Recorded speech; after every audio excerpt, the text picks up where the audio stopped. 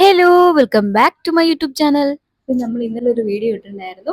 നമ്മളൊരു unboxing video ആണ് കേട്ടോ ഇത്. അപ്പോൾ ഇത് നമ്മളിന്ന് യൂസ് ചെയ്ത് കാണിക്കാൻ പോവുകയാണ്. നമ്മൾ ചെയ്ത് നോക്കാം. ഓക്കെ, നമ്മൾ ഈ ബ്രഷ് ഉപയോഗിക്കുമ്പോൾ ഹെയർ പാർട്ട് പാർട്ടായി എടുത്തിട്ട് വേണം ചെയ്യാനായിട്ട്. മുടിയിലൊരു ചെറിയൊരു നനവ് 50% ഒരു നനവ് ഉണ്ടായിരിക്കണം. എന്നിട്ട് വേണം അത് എന്നാലേ മാത്രമേ ഇത് കറക്റ്റായിട്ട് കിട്ടുള്ളൂ. മുടിയൊക്കെ നല്ലോണം ചീവി വൃത്തിയാക്കിയ ശേഷം ഒരു ഹെയർ സിറം പ്ലസ് ഒരു ഹെയർ പ്രൊട്ടക്റ്റിംഗ് സ്പ്രേ കൂടി ചെയ്തിട്ടുണ്ട്. അതിനുശേഷം നമ്മളത് കോംബ് ചെയ്ത് കൊടുക്കുകയാണ് ചെയ്യുന്നത്. ഞാനൊരു ഹൈ സ്പീഡ് വെച്ചിട്ടാണ് ചെയ്യുന്നത്. എനിക്ക് നല്ല കേളി ഹെയർ ആണ്, അപ്പോൾ അതുകൊണ്ട് ഞാൻ അങ്ങനെ ചെയ്തിട്ടുള്ളൂ. ഞാൻ ജസ്റ്റ് ഒന്ന് ചെയ്തിട്ട് നമുക്ക് കാണാതെ എങ്ങനെയുണ്ടെന്ന്. ഇതിന്റെ വ്യത്യാസം കുറച്ചൊക്കെ മനസ്സിലാവുമെന്ന് വിചാരിക്കുന്നു.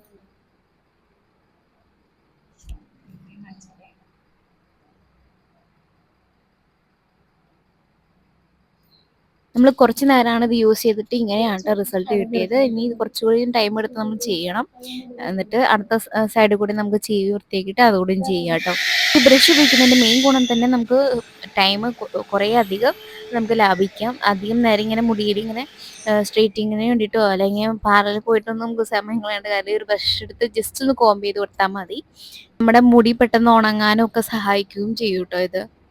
കുറച്ച് നേരം കൂടി ഞാൻ ബ്രഷ് ചെയ്തപ്പോൾ ഇങ്ങനെയാട്ടോ നമുക്ക് കിട്ടിയത്. മുമ്പത്തെ ഒരു ഹെയർ ടെക്സ്ചർ ഒക്കെ മാറിയിട്ടുണ്ട്. കുറച്ച് സൈഡിലൊക്കെ ഒരു കേളി പോലെ ഇരിക്കണം കണ്ടപ്പോൾ ഞാൻ ഒന്നുകൂടി ഒന്ന് ബ്രഷ് ചെയ്തട്ടോ. അപ്പോൾ കുറച്ചുകൂടി ഒന്ന് സ്ട്രെയിറ്റ് ആയി കിട്ടിയിട്ടുണ്ട്. ഈ ബ്രഷ് ഒരു ഹെയർ സ്ട്രെയിറ്റനിങ് ബ്രഷ് അല്ല. ഇത് നമ്മുടെ മുടിക്ക് ഒരു നാച്ചുറൽ ലുക്കും തരാനും അതുമാത്രമല്ല മുടിക്ക് ഉള്ളി തോന്നാനും ഇത് സഹായിക്കും.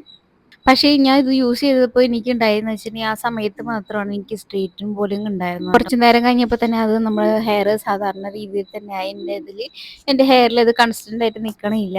അങ്ങനെ ഒരു ഇതുള്ള കാരണം ഞാൻ ഈ പ്രൊഡക്റ്റ് അത്രയും റെക്കമെൻഡ് എൻ്റെ ഹെയറിന് എനിക്ക് അത്ര റെക്കമെൻഡ് ചെയ്യണില്ല കേട്ടോ. ഞാൻ ആ സമയത്ത് എനിക്കത് നല്ല രീതിയിലേക്ക് തോന്നിയെങ്കിലും പക്ഷേ കുറച്ച് നേരം കഴിഞ്ഞപ്പോൾ എൻ്റെ ഹെയർ നല്ലപോലെ അത് സാധാരണ പോലെ തന്നെയായി. നമ്മളിതിങ്ങനെ ചെയ്തതിന് ശേഷമോ അല്ലെങ്കിൽ മുമ്പായിട്ട് ഹെയർ സിറമും ഒരു ഹെയർ ഡാമേജ് ഒന്നും വരാതിരിക്കാൻ വേണ്ടിയിട്ട് നമ്മളൊരു ഒരു ഹീറ്റ് പ്രൊട്ടക്റ്റിംഗ് ഒരു സ്പ്രേ കൂടി അടിച്ചതിന് ശേഷം വേണം കേട്ടോ അത് ചെയ്യാൻ വേണ്ടിയിട്ട്. ചടിപ്പോയിട്ട് ആരും ഇത് ആദ്യം തന്നെ യൂസ് ചെയ്യരുത്. നമ്മുടെ ഹെയർ ആണ്. നമുക്ക് പിന്നെയും ഇത് ചെയ്ത് കഴിഞ്ഞാൽ പിന്നെ ചിലപ്പോൾ ഹെയർ ലോസ് വരാൻ സാധ്യതയുണ്ട്. ഇതൊക്കെ ചെയ്ത് കഴിഞ്ഞാൽ നമുക്ക് ഹെയർ ലോസും കാര്യങ്ങളൊന്നും വരില്ല കേട്ടോ. അപ്പോൾ അതൊക്കെ നല്ല പ്രൊഡക്റ്റ് നോക്കിയിട്ട് യൂസ് ചെയ്യുകയാണെങ്കിൽ നമ്മുടെ ഹെയർ ഹെൽത്തി ആയിട്ടിരിക്കും, ലുക്ക് ഉണ്ടാവും, ഹെൽത്തി ആയിരിക്കും. ഇത് നമ്മുടെ ഹെയർ ടൈപ്പിനനുസരിച്ച് ചിലപ്പോൾ വ്യത്യാസം ഉണ്ടാവാം. എൻ്റെ ഹെയറിന് എനിക്ക് അത്രയും അധികം എഫക്റ്റ് ഒക്കെ കിട്ടിയില്ല. Personally I didn't like it that much. Good, that's all.